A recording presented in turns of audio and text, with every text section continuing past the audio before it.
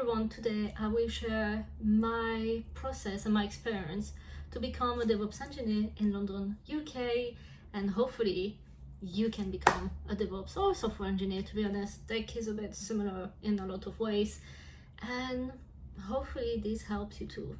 I became a DevOps engineer 6 years ago, I think now, and things have changed a bit. For example, I'm from Europe. I arrived here, there was no need for a visa. You do need now a visa, but in general I would say my experience, I know there are some people going through the same thing right now. I know personally some of them, so I thought, hey, you know what, let me share the advice that I give those people with you guys. So let's go. This video is going to be structured in a few chapters. First of all, who am I, because you might want to know who is talking to you, my job / what I studied before becoming a DevOps engineer, because I did not study, as the thumbnail says it. I did not study computer at all. I have a business degree actually, but we'll talk about this more. Why I chose to do a bootcamp, spoiler alert, what I did to get into that bootcamp, what has happened to me since then, and lastly, is it still possible today, because I think this is what interests you the most. So let me be clear with you. So who am I? I'm Oceane. I've been working in tech for 6 years. I moved to the UK 7 years ago, more or less. I'm a DevOps engineer. I mean, now I'm actually a platform team lead, so I did get a promotion. I'll make a video about this if you guys want, about more details on, you know, how to position yourself to have a promotion. I can maybe make an accent about the fact that, you know, I am a woman, but I am a foreigner as well, so it's like double the strike. I think I have good credentials to talk about this topic. Like I said, I did not study to become, you know, to work in computer at all. Actually, I studied back in Belgium. I studied business, international business, I think that would be translated. I studied in French. It's quite funny actually, because sometimes the employers that I work for, actually the current one, asked me the details of the school, because they wanted to actually reach out to the school, and I was like, well, I mean, you can reach out. They actually did try to reach out, but obviously they speak French.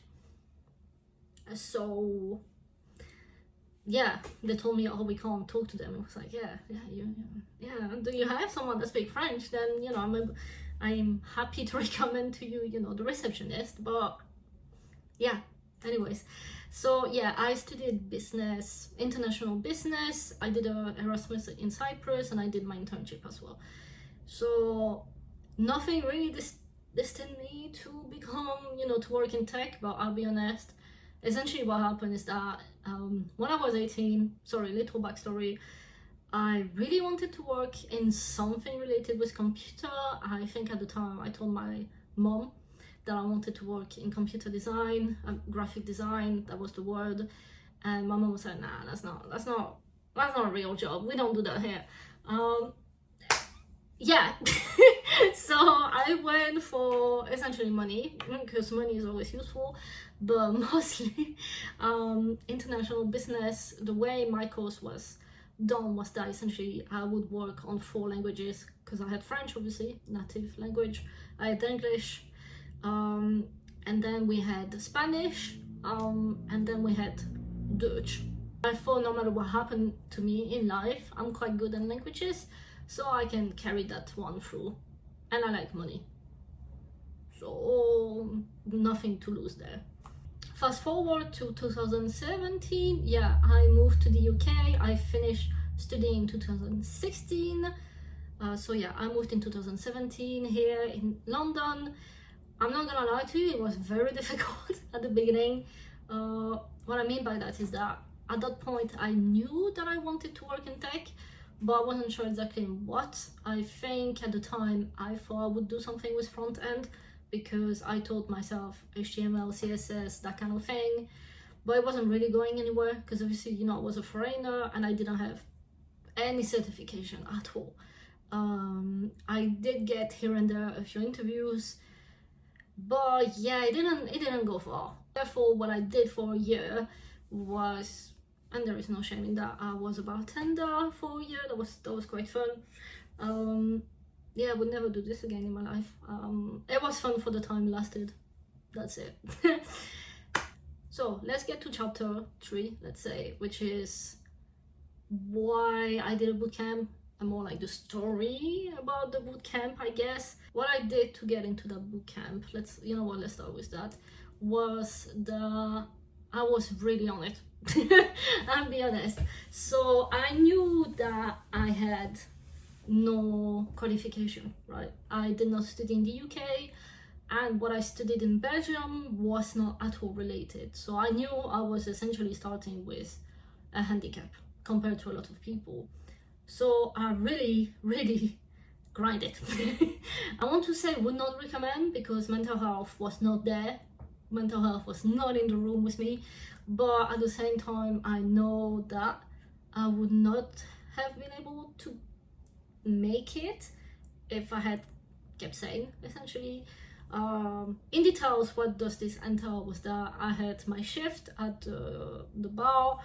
I was working. It was so funny because they were considering me as a part-timer, and I was working like 34 hours a week. If you work in services, hospitality, you know how it is. But anyways, so I was working 34 hours in shift, only Monday to Friday, because good thing was that the bar did not open the weekend because it was in the city. And essentially, if I was working in the evening, in the morning, I would study again, like HTML, CSS, JavaScript, those kind of thing. In the weekends, or sometime in the evening if I managed to, but especially in the weekends. Saturday there was a code academy meeting or something like that, so I would go to that. Even sometimes I talked to people there, sometimes I didn't, right? But at least I would go there. It was in Shoreditch, I remember. Another thing I did was that they were organizing, I can't remember who, but C++ classes. I think I saw it on Eventbrite, and I was like, yeah, it was actually free, so I would really, really recommend to do those things, because it was actually hosted by some companies. Every week it would change, but essentially the companies would host the class, and you would talk to other people. Some of them were in the field. A lot of the people there, I'll be honest, were not in the field because they were trying to get into the field, but it's still good, right? And essentially, by doing this almost every week, at some point, finally, someone, because my name, I think, kept appearing in the attendees, and sometime on LinkedIn, because they were listing the people that came to the event. And I think at some point, someone kind of noticed. I like to tell myself this. But yeah, I got my name out there. And at some point, someone from a bootcamp reached out to me. I'm not gonna lie, at the beginning I was a bit doubtful, because I heard that bootcamp were like kind of scammy. Yeah. Let's not go into too much details, but yeah, I did the interview and I passed it, and essentially I got into a bootcamp. Whee! And that's the start of my tech career, right? Why I chose to do the bootcamp was more like I had no choice. I had no other choice, to be honest, because again, like I said, I had no other qualification, but I just had passion and I just had a dream.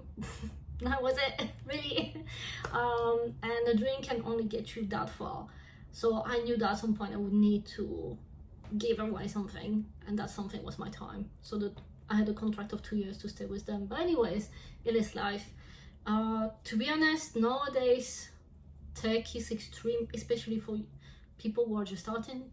Tech is extremely competitive. So even back then, so 6 years ago, most of the people in the class were people who had studied at least engineering, even if not related, and there were quite a few who had studied actually computer science or something related to that. I know some people found it a bit funny. I don't mean it like in a bad way, but found it funny that I was there because I had nothing and I was competing for a job essentially against people who traditionally would have been considered smarter than me or more deserving than me, because for example, there were people who like did a thesis on artificial intelligence and like, I did business, right? I don't mean to diss myself, right? But it's not the same level, right? But don't let that stop you, okay? There is a space for everyone if you make the space for yourself. Very important, very important. But yeah, what has happened since then? So I kind of hinted at it at the beginning of the video, but I'm now at my third company. So I worked for 2 years at the Bootcamp company placed me at the clients. Then I worked for a year and a half somewhere else, a fintech, and then I'm now working in another company, and I got my promotion. So like I said, I'm a platform still lead. I have a team of 7 people, I think, and yeah, so 7 people is quite a bit actually. I did not expect. Obviously there are people who have a lot more underlings than that, but now I'm sure you want to ask, Oceane, is it still possible today? And I want to say yes, but big but. It's still possible today to make it in tech without having a degree. However, there are 2 big caveats that I want to say. So for example, in my case, I mentioned earlier, I'm from Europe. I came here without a visa. Nowadays, it's not possible, right?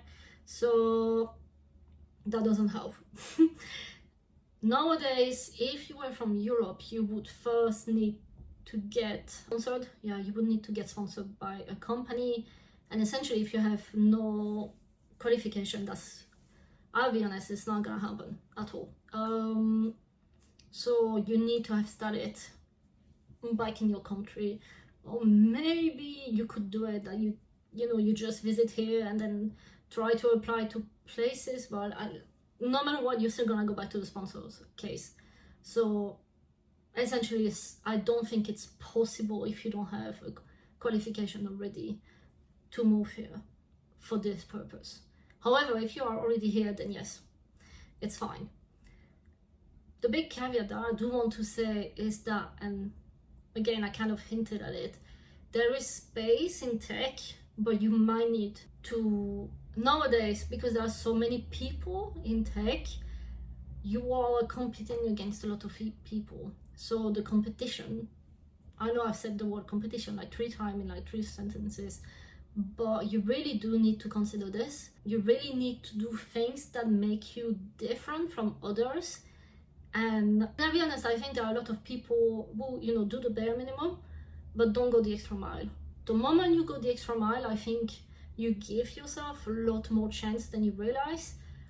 And I think most people don't realize that most people just stay in the bare minimum, right? So for example, I mentioned I made it because I think I went to so many events, and don't get me wrong, I was really tired, and some months, some weeks were really hard in terms of money, and it's not cool, right? I'm not gonna say it's not cool at all, but it is what it is. So for you, what I would say is try to work on technologies that are quite required nowadays. UX is making a big thing right now, but I know as well that there are a lot of people trying to get into UX right now, so it's very competitive as well.